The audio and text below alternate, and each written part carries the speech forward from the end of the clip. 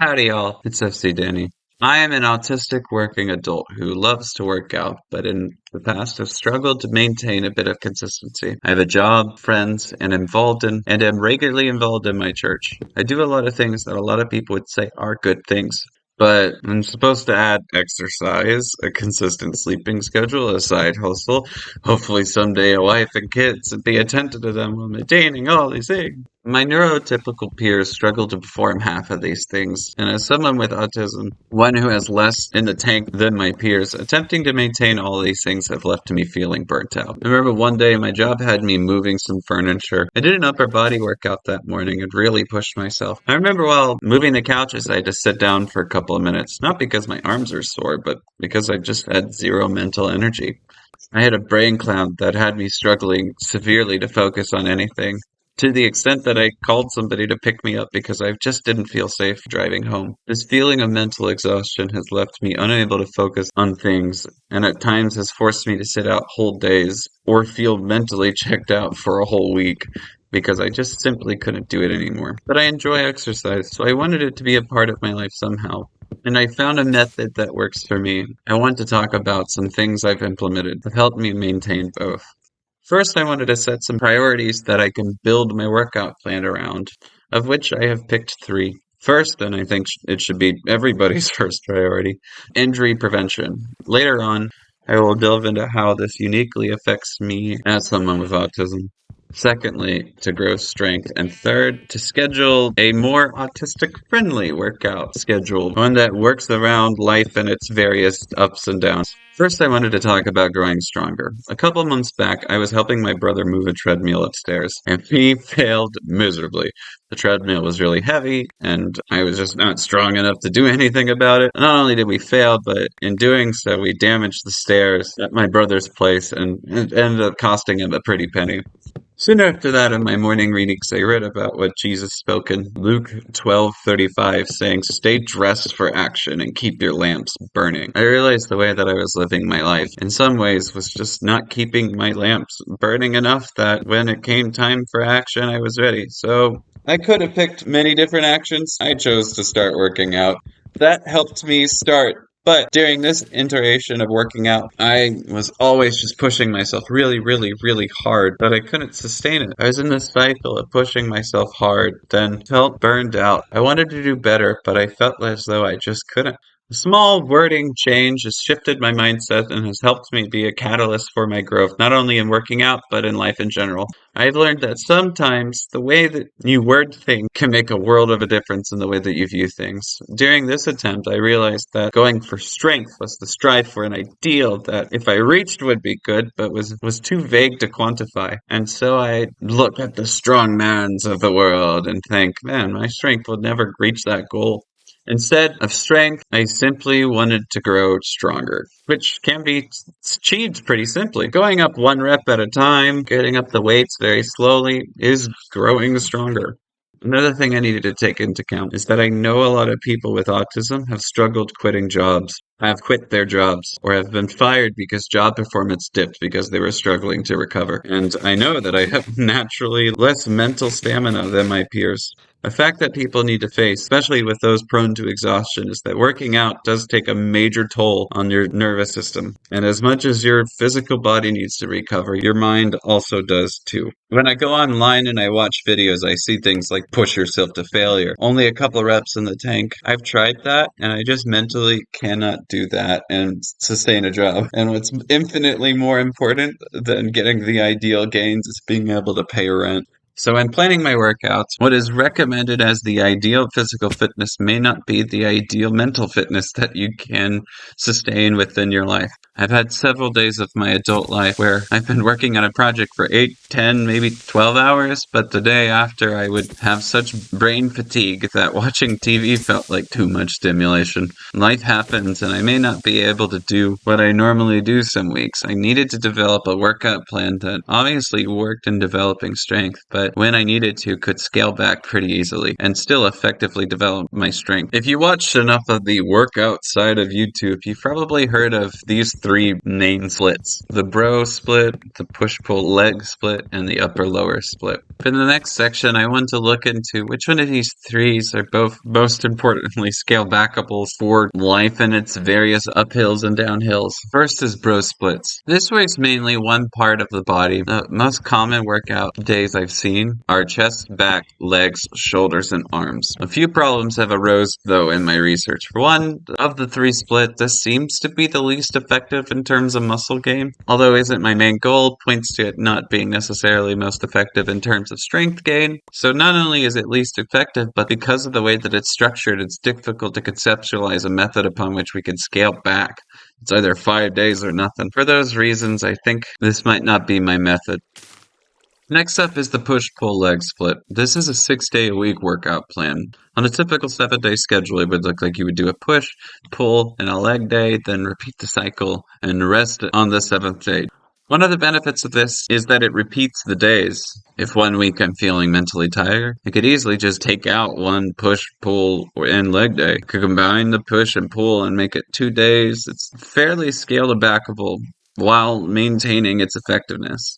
The biggest issue for me, though, is to complete this entire workout plan, I need to work out for 6 days a week. And I can very rarely see myself doing that. The plan might be nice, but if I'm never able to actually hit the target goal of a workout plan, I just foresee myself feeling defeated. Kind of by process of elimination, I chose to do the upper-lower split. This is a 4-day-a-week program. It looks like doing a upper, lower, rest, a upper, lower, and then 2 rest days.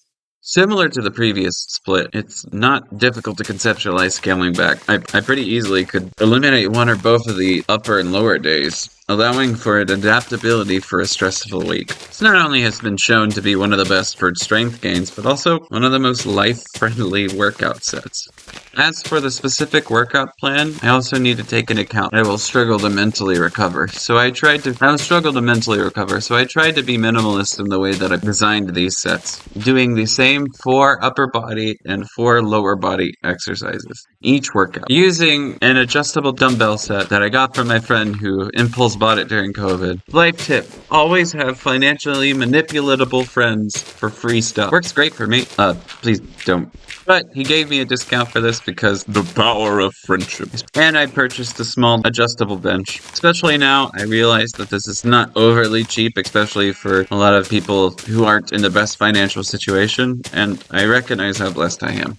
But doing this has helped eliminate so many deterrents that have kept me out of the gym in the past. No loud, pesky music at the gym that I have to play music over. No lovely workout smells. No people. To be honest, I've never felt judged at the gym. For me, it's just one more thing to contribute to a sensory overload. But yeah, that's my basic setup. For all of my exercises, I stick to 2 sets, keeping between the 5 to 12 rep range. Whatever weight I'm working on, I slowly build up to 12 before going up a weight and then setting it back down to 2 sets of 5. There's little nuances here and there that could probably improve certain exercises, whether that be up in the reps, up in the sets, but simplifying things is how I've stayed consistent. I used to work out before trying to stick to 2 sets of 10, but inevitably when I eventually tried to up the weight, I realized it was too difficult, so I'd always just go back down to the other one. So I've learned having a rep range makes progression a lot easier. If I can go up just 1 rep each workout, then that puts me 1 rep closer to the next weight. In terms of difficulty, I usually go until my form begins to not look great.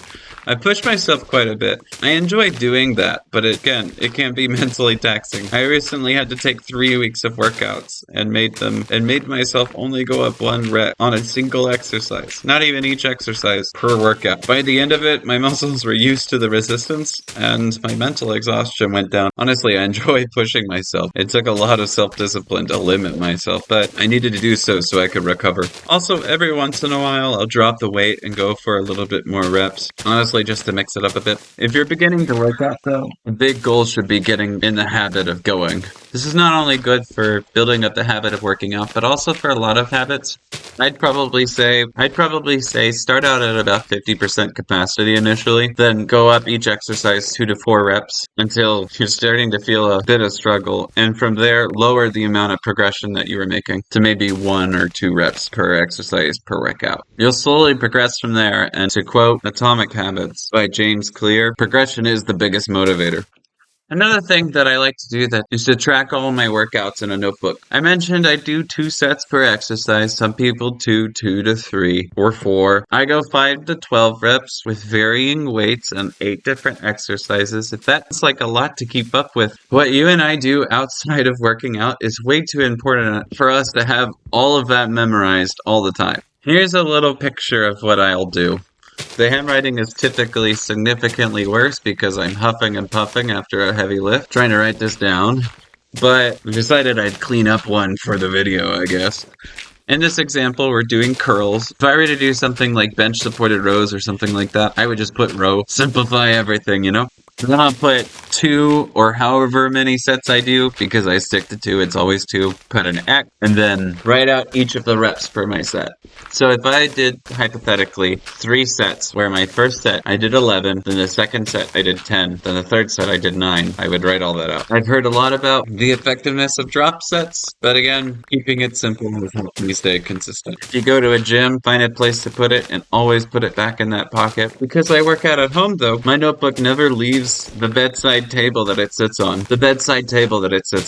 You obviously don't have to do it, but it helps me track my workouts and it looks nice and organized. Plus, it's really nice to highlight when you've gotten a PR or something. It always feels good. Again, to quote Atomic Habits, improvement is the biggest motivator. I also do some cardio outside of working out, but not too intense. I try to play a sport like pickleball or basketball or something, listen to an audiobook while going on a walk, or having a friend join me for a long walk. I've had to stop sets because I'm out of breath, and this has been one of the better game changers for me. Before I get into the exercises I've chosen, something I wanted to talk about that needs to be a vital part of my training regimen as a result of my autism is warming up. Now, people without autism need to warm up, obviously, but as someone with a weird wiring, I have less of something that's really noteworthy than my neurotypical counterparts, and that is I don't have as much muscle tone. And I don't mean that as in my muscles just look worse, but more of the scientific term of tone, which is the active state of a rested muscle. I've got less tone, so therefore my muscles will stay active for less than my peers. To describe tone, the best example that was given whenever I was learning about tone was cerebral palsy, which has the opposite end of the thing, a overly high muscle tone. This can lead to a lot of muscles being very difficult to move because they're so tight the whole time. So that's one end of the spectrum. Some people with autism, not everybody, have a lower tone. If this deficit exists, it can, and in my case does, lead to difficulty in activating muscles, which increases the injury risks if you're not careful. Luckily for me, it's not overly bad, but I've had times where I've slightly strained a muscle performing a warm-up rep with good form. It's not common, but it happens. And for lower body, I've found that just walking a little bit forwards and backwards, doing some side shuffling, and some little mobility stuff can do the trick. They recommend everybody to typically go from 5 to 10 minutes, but I always try to make it around 10 minutes because at the 8-minute mark, my muscles finally begin to feel awake. But for my upper body, I do a little bit of walking, and then I use this arm bike that I got off of Amazon for like $30. I do this for 10 minutes, 5 minutes going forward, 5 minutes going back. Also, another thing about working out, it's great that for some people, pre-workout is awesome for them. It's great that for some people, revving yourself up to a 10 out of 10, and it's great that that works for you. But for me, it just doesn't do it. For people with sensory issues, you can imagine how getting yourself to a 10 out of 10 at the minimum 4 times a week doesn't sound like a great idea. Now, as for my exercises, if I've only got 4 exercises to hit the whole body, they better be good ones. I've done a lot of research, watching videos, reading articles, and this is the best I could come up with. For my upper body, I've gone with dumbbell incline bench presses, bench supported rows, overhead presses, and bicep curls. Overhead benches and rows I would consider to be 2 staples of any workout program. I did the overhead rows initially because I was under the impression that they had targeted the side delts, but as I've learned, it doesn't do a great job at doing so and does more of the frontal delts. So I might replace that with something soon, but hey, if you got any recommendations, let me know. And I did bicep curls because I really wanted to do another pull activity. I don't have a pull-up bar, and I don't have any sort of way to do lat pull-downs. Again, kind of like the overhead press. It's something that I might change soon. I don't know. I don't like change. If I were to ever invest into anything in my little home gym setup, I'd probably do some sort of pulling things, whether that's a pull-up bar, elastic bands, or something like that. As for my lower body, I have chosen squats, Romanian deadlifts, calf raises, Bulgarian split squats. Squats and deadlifts, like bench pressing and rows, are quintessential in any workout program. And then I did calf raises for, hitting the calves, and then split squats to just individually hit both the quad and glutes.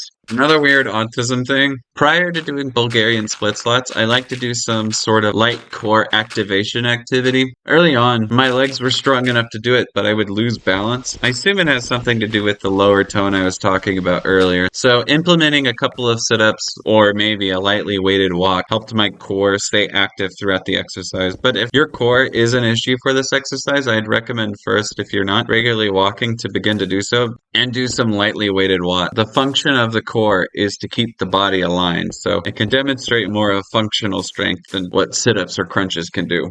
Now, if my week is brutal and I can just do one workout, then I'd just stick to the essentials, the bench, rows, deadlifts, and squats, maybe reducing the intensity depending on how bad it is. This has helped me stay consistent. It's made me a lot stronger, but most importantly, has helped me to help others. I'm at an age where a lot of people around me are moving. The strength that I've accumulated has helped my friends and family. Also, looking better ain't half a bad thing, and I'm able to be more helpful at work. Overall has made me just feel better. If you have any suggestions, feel free to post them in the comments. Joining me and the old MC, I hope you have a good one.